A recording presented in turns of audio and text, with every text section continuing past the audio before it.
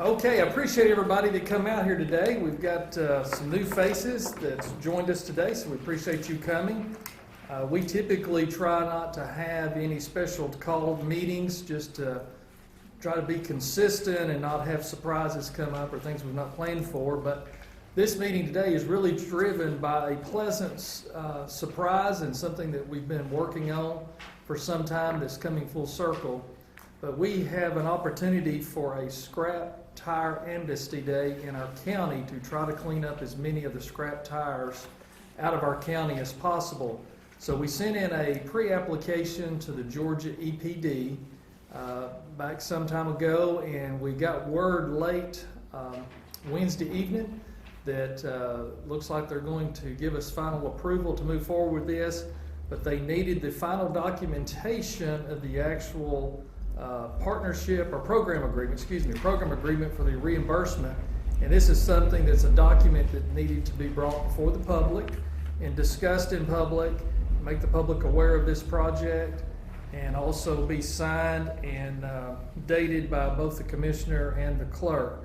So that's the first item on our agenda. So I'm going to go ahead and read this. It's just a one page, it's fairly short. Local Government Scrap Tire Amnesty Reimbursement Program Agreement, Scrap Tire Amnesty Event, Project 18-ST-0146-001.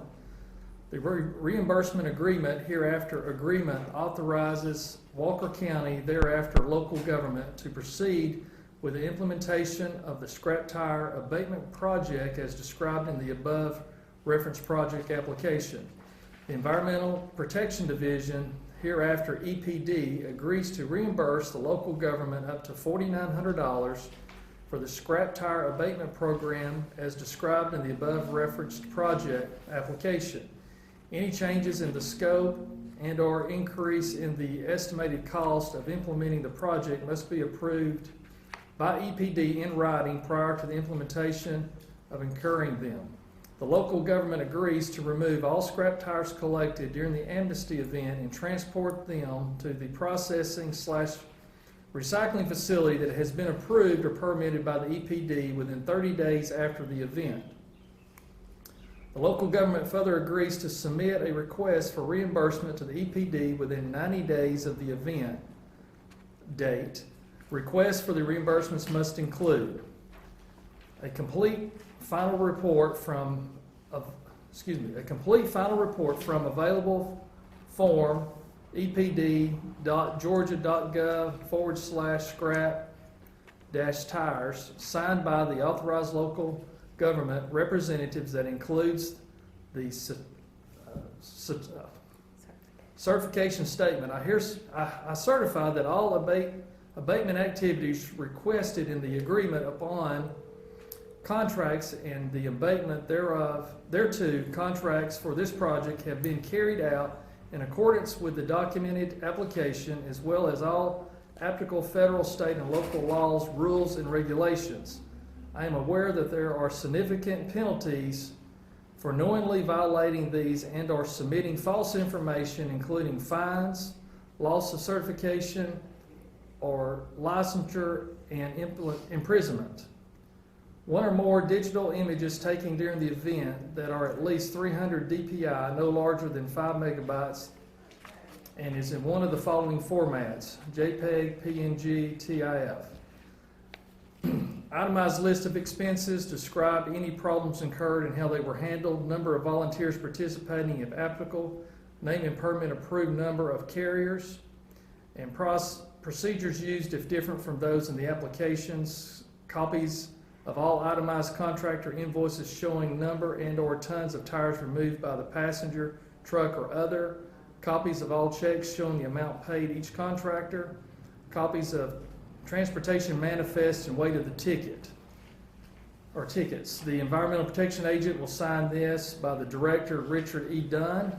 Once we submit this, and then I will need to sign this today as the Commissioner of Walker County, and it will be attested by our clerk, Becky Wooden.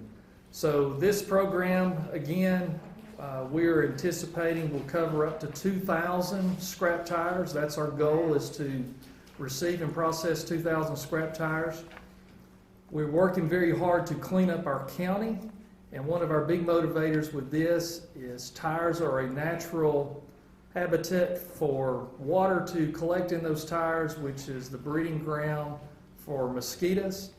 We've already had some cases in our region for West Nile virus that's carried by mosquitoes most commonly, and we've also have heard about at least one death in a neighboring county due to West Nile. So this is one of our big motivators, is to try to combat the spread of the West Nile disease in our area, and also at the same time clean up our community to make our county more beautiful and to get things underway as quickly as possible. So we needed to have this meeting so we could get this back to the director. We're going to overnight mail this so they'll have it Monday morning so they can execute. And our plans are to have this program on Saturday, November the 4th. And the tires will need to be delivered to the Walker County landfill. And so we'll be putting more information out through Facebook and also through the local media. This program will be limited to all-terrain vehicles and things smaller than that, like lawnmower tires, things of that nature, passenger car tires, light truck tires, all of which up to a 20-inch wheel size. So all tires will need to be 20-inch wheel size or smaller, and they also will need to be unmounted of the wheels. We do not have the ability to accept any of the wheels, so these tires will need to come in unmounted and ready for disposal, because we cannot take the steel wheels as part of this program. So any questions or comments about this event, this agreement? Is there a limit on how many tires one person can bring? No, there's not, but there is obviously penalties here if someone is trying to bring this in for commercial use or someone that has a retail facility. So we want to try to get as many tires out of the neighborhoods, so to speak, as we can, and out of our local farms and so forth. So we want people to be honest with this process. That's not a state requirement, is it? It's not a state requirement. Yeah, I think we'll be okay with that. So, we want people to have integrity in this program, and hopefully if this is successful, we'll do it again in the future if we can get another grant. But we're really trying to combat the West Nile virus as much as we can. Any other questions? Commissioner Whitfield. Yes. If a group like, and I'm just going to go ahead and say the Shannon Lions wanted to make this a service project for our club, I'm not looking for an instant answer, but I guess I'm worried about the logistics of us going out and trying to, at least on the north end of the county, trying to become a collection or a rally point for these tires. And let's say, in a good way, we came up with, say, 200 tires. Would we need to, this is not, I'm not expecting to answer right this second, but I guess would we need to pre-notify someone for bringing in a large amount of product to be scrapped, and we can talk? Yeah, we would like to be able to communicate with any local service groups, and I think it's a great idea for different service groups that want to take this on as a project to help people to get the tires disposed, because a lot of people don't have the means of transporting these tires if they don't have trucks. So we very much encourage and welcome the civic groups to work with us, and so we would like to have maybe some front-end communication, so we'll have expectation and also give the folks at the landfill heads up of different service groups we're working with, so they'll have easier pass in, so they don't think it's a retailer trying to bring in a large number of tires. So definitely we'll have some more conversation and communicate with groups about that. So that's a great idea. My only concern, Shannon, is it's kind of, for us, it's kind of a short, and I know you have to deal with that deadlines, but if I'm counting right, this is what? 2 weeks. 2 weeks away? It's the 20th, yes. Yeah, It is a tight deadline. We're going to float it. I'm going to take it back to the club. We're going to float it. I just don't know how successful we'll be. Just under 2 weeks. We hope to be able to do it again as quickly as possible after this, that we can get another grant approved. And so once we get through this process the first time, we hope the next process will move much faster for us and we can give more notification, because we've got a serious scrap tire problem in our community, and this is a great opportunity to use this funding because this is 100% grant funding. We're not having to put any match with this, and so our project's calling for an estimate of 2,000 tires, which equates to that $4,900. Yeah, I'm gonna make calls today. We'll see how it unfolds. Okay, appreciate y'all's help on that. It's very encouraging. Any other questions or comments on this? Okay, hearing none, we'll sign this into our record.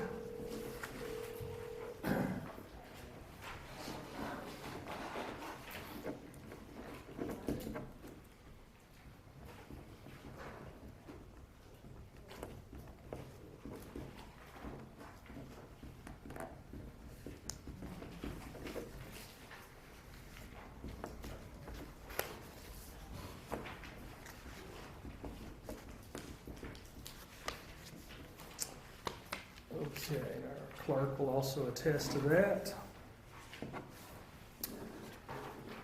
Okay, another thing we have here on our agenda is a proclamation of service recognition to Doris Ellis from Flintstone. So this is a proclamation of service. Whereas Doris Ellis retired on October the 24th, 2017 after 50 years of service in the Tennessee Valley, generally Walker County, Georgia, particularly through her work at WDEF TV and radio. Whereas Doris was widely known as the first female broadcaster in the Tennessee Valley to serve in many top broadcast positions, and whereas Doris served as chairman and producer for various charities, believing she could set a good example by giving of her own time and talent. Now, therefore, I, Shannon Whitfield, sole commissioner of Walker County, recognize the milestones and achievements of Doris Ellis has made to the entire Tennessee Valley. We will miss her pioneer spirit, but all the tremendous legacy she leaves behind. In witness thereof, I have hereunto set my hands and caused the seal of Walker County to be affixed this, the 24th day of October 2017, Shannon K. Whitfield, sole commissioner. They will be having an event for her, and so they asked us to do this proclamation to recognize her 50 years of service and her tremendous volunteer work into the community. So we'll be sending this to them.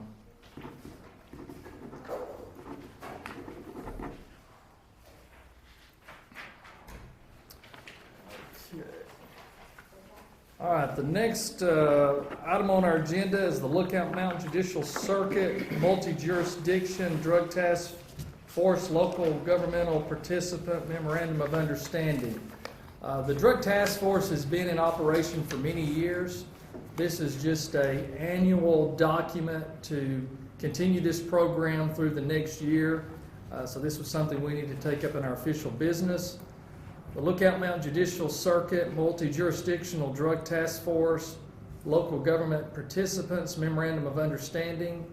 The Lookout Mountain Judicial Circuit Drug Task Force, the initials of LMJCDTF, a collaborative law enforcement effort operated by and through the consent of the local governments listed below, and the City of Lafayette, the City of Fort Oglethorpe, Dade County Board of Commissioners, and the Walker County Board of Commissioners, Chattooga County Board of Commissioners, whereafter partner or named individually, enter into this memorandum of understanding, whereas the LMJCDTF and partners all see to that their communities are safe and drug-free, whereas LMJCDTF and partners all agree that the collaborative effort is key to curbing drug use and trafficking in the judicial circuit, and whereas LMJCDTF and partners are committed to meaningful collaboration for criminal justice system improvements, they enter into this agreement. The Memorandum of Understanding shall be effective as of the effective date of the BRIME-JAG funding in 2017, shall be active through the end of this grant period. Parties shall re-examine the extent of this memorandum and the roles of project partners at the grant period in and make adjustments as necessary. A, agents detached to the task force. Each local government shall detach personnel to the Lookout Mountain Judicial Circuit Drug Task Force as follows. City of Lafayette, 1 police officer. City of Fort Oglethorpe, 1 police officer. Dade County, 1 sheriff's deputy. Walker County, 2 sheriff's deputies and 1 administrative assistant. Chattooga County, 1 sheriff deputy. Financial arrangements and use of the Brian JAG grant funds. Each local government agrees to the following with regards to expenses associated with personal detachment to the LMJCDTF. The government of the City of Lafayette will serve as the applicant in receipt of the Brian JAG funding on behalf of the participating local units of government. Each county and city government will fund upfront costs of the detached personnel listed in subsection A above. The City of Lafayette, on behalf of the LMJCDTF, will submit and accept quarterly reimbursements of the personnel costs paid by the counties and the city. The City of Lafayette will deposit quarterly reimbursements referred to in B3 into the City of Lafayette Drug Task Force checking account. Quarterly reimbursements in the City of Lafayette Drug Task Force checking account will be dispersed by way of payment made to each of the local governments to offset expenses associated with personnel detached to the LMJCDTF based on the number of personnel detached to the task force as follows. City of Lafayette, 1/7, City of Fort Oglethorpe, 1/7, Dade County, 1/7, Walker County, 3/7, Chattooga County, 1/7. Quarterly budgets will be presented to the participating agencies, and cash match funding will be requested for payment for allowable general operational expenses. This memorandum is hereby agreed to by the attached signatures. So there's multiple signatures here representing these entities, so I'll read these off. Phil A. Arnold, Mayor of the City of Lafayette. David Hamilton, Manager of the City of Lafayette. Jennifer Payne Simpsons, Manager of City of Fort Oglethorpe. Ted Rumley, Chair, Dade County Board of Commissioners. Shannon Whitfield, Sole Commissioner of Walker County. How do you say that? Benji Cliffs, City Police of Lafayette. Mike Houghton, Chief of City of Fort Oglethorpe. Ray Cross, Sheriff, Dade County. Steve Wilson, Sheriff, Walker County. Mark Schrader, Sheriff, Chattooga County. Jason Winters, Commissioner, Chattooga County. Herbert E. Buzz Franklin, District Attorney, Lookout Mountain Judicial Circuit. So that's the end of that. That's kind of long, but we needed to read that out publicly. Any questions or comments on renewing this Drug Task Force participation memorandum? Is it in our budget already? This is a reimbursement program, so Doesn't have to be?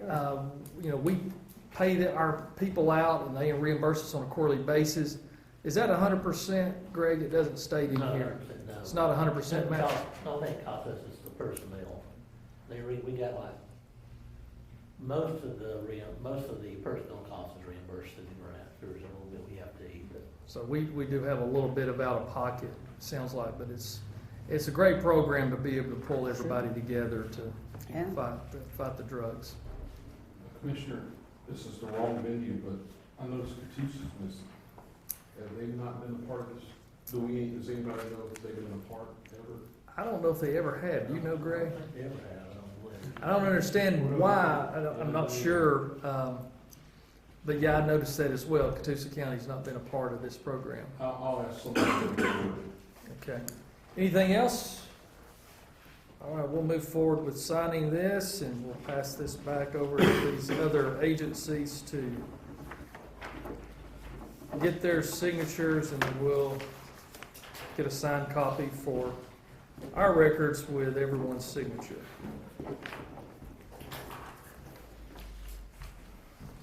Okay. All right. That was the last item on our official agenda. We will officially adjourn the special call meeting, and then we'll open up the floor to any discussion or comment from the general public. Is Does anybody have any comment or any questions? I appreciate the trying times that we're in during the tax collection season of all the elected officials as well as especially the administrators, the people sitting behind the counter, people answering the phone.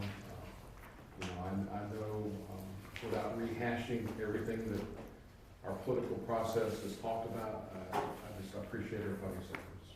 Yeah, I know the tax commissioner's office and the assessor's office, they're really on the front line, and they have a lot of questions once any tax bills go out and people receive those. So we definitely commend and support our staff and appreciate what they do in those offices to help the citizens understand and give them the information that they're requesting. I know Josh asked you about this, but a couple days later, have you heard anything from Carter about what he said was your legal budget? No, I haven't personally had any communication with Carter since the last public meeting. You haven't personally, has anybody else from your office had? They've had some interaction with him bringing over, normal course of business of paperwork and receipts for payment and things of that nature. Just normal everyday business thing, but not anything about what he brought up at the meeting, no. So do you have any idea what his specific objections were 2 weeks later? I still have not heard from him to know or better understand. I know he was out of town that following week, and I've not spoken with him. Okay. What about the other constitutional officers? Have you heard from them about this? Okay. Not heard anything. So you don't know anything about what they possibly could have raised as illegal 2 weeks ago?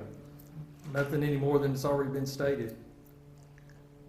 When you say that, by like what Carter said that night, or what by?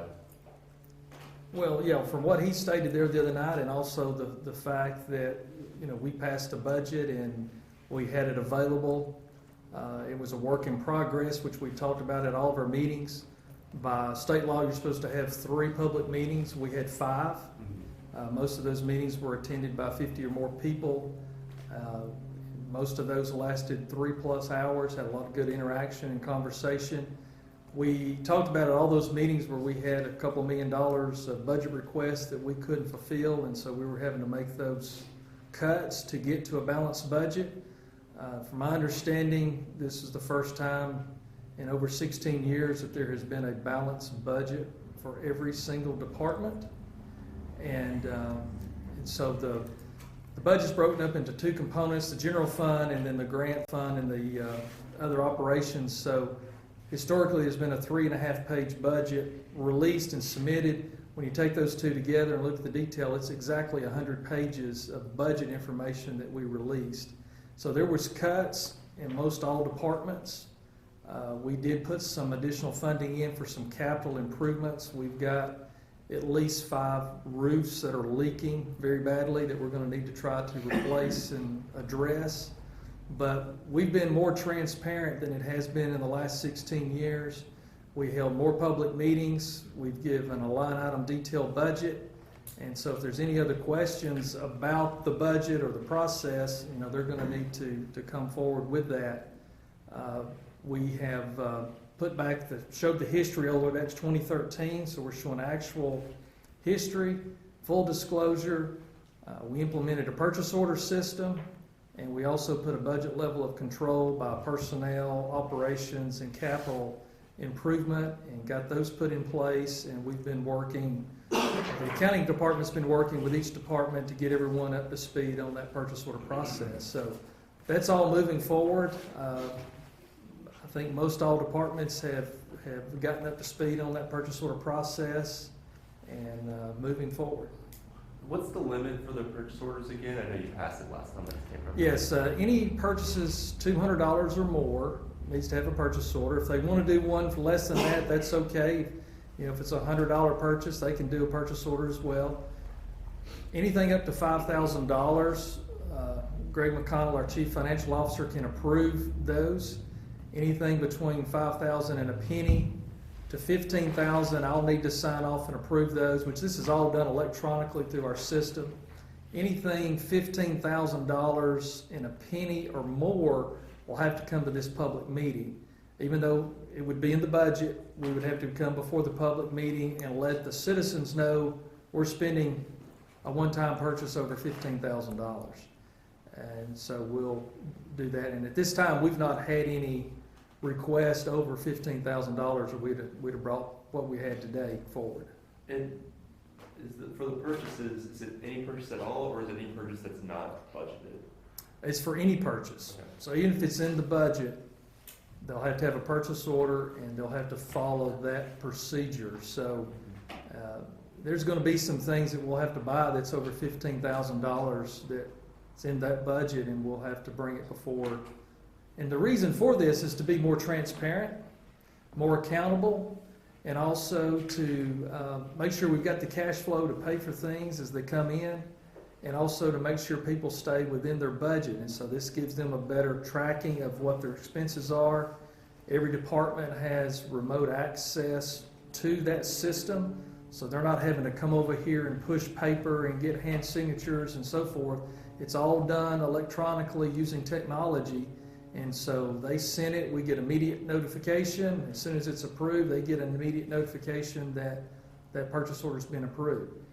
All successful businesses and governments use purchase orders. What was the previous policy?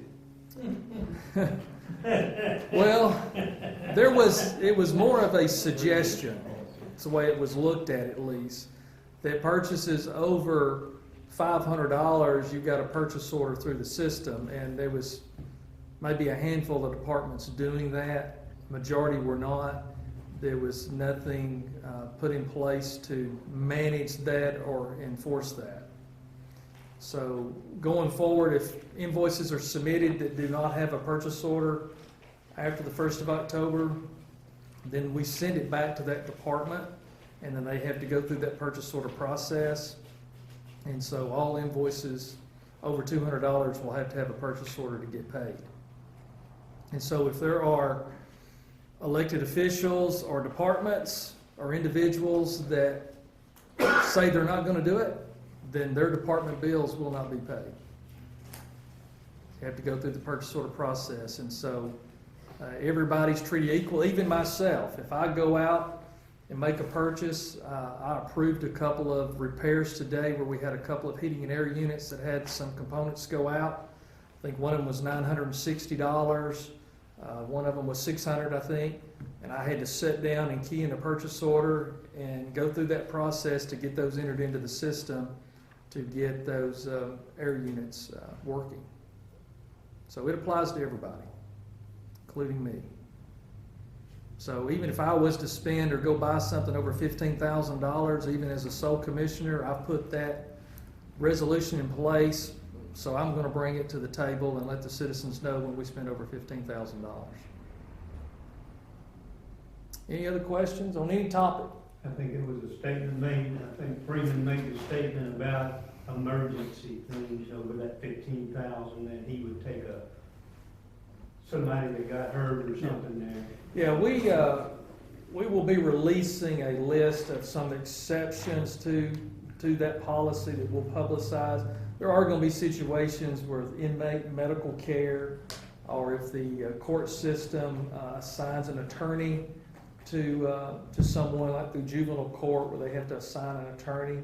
There's going to be some things that's going to be outside that realm, but it's probably going to be less than 1% of our expenditures, and it's going to be very, very limited of those cases. Now, we do understand we want the purchase orders on the front end before the purchases are made, but we do realize that we have many of our departments that are 24/7, and so if it's during a situation where they have an emergency or some sort of accident or anything like that, and they have to do something and it's the middle of the night, and they, submit the purchase order for the next morning, we're going to work with everybody. We're not going to be overbearing, or otherwise we would need to have somebody on 24-hour call to approve purchase orders, and that's not cost effective. So this will really help us too going forward with budgeting. It will help us with our audit.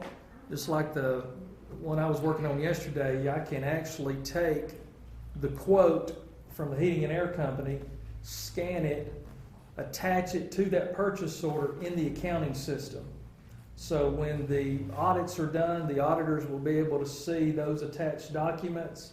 We'll be able to know exactly the detail of that and all the descriptive information. So it'll give us much, much better records and will help us tremendously going forward in our budgeting process as well and our accountability. Anything else? Yes, Shannon. Yes, sir. Given the time that you mentioned once before, where the next commissioners meeting on the 26th, Yes. that would be plenty of time for the constitutional officers to view the budget. So come the 26th, the plan is to officially adopt that budget. If there's any objections at that point, would that derail that plan? Yeah, we're gonna reaffirm the budget at the next meeting, but it's gonna, as far as we know, we're not gonna make any changes to it. We have not seen any reason to make changes to that budget, but we will reaffirm that budget on the 26th. And so if there's any issues or problems or objections, we need to hear them between now and the 26th or on the night of the 26th at that public meeting.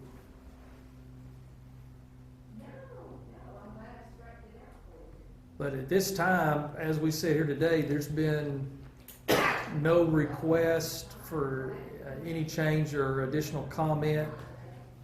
And the full budget's online in both a full version and also a summary budget by category, by department.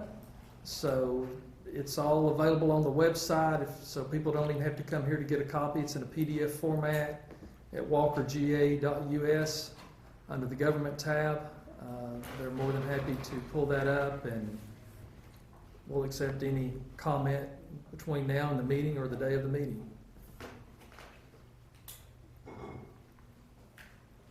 Anything else? Well, Commissioner, it's Friday. I wish everyone a happy weekend. And is that webcam the door prize for today? That's just to better communicate to the public and make everybody aware of what we're doing, because we get a lot of views off of our website of people being happy that we're videoing these meetings, and Joe does a great job of getting those posted very quickly, and we archive all of those, and then all the attached materials there. So anybody that's watching, you can go to the website and see everything that we've read and approved for not only this meeting, but every meeting that we've had. And so we've been very consistent about that and very open, and we appreciate people looking at that and being engaged and wanting to know what's going on in their county government. Anything else? Well, thank y'all all for coming. Appreciate the comments and look forward to seeing all of you on the 26th. Thank you.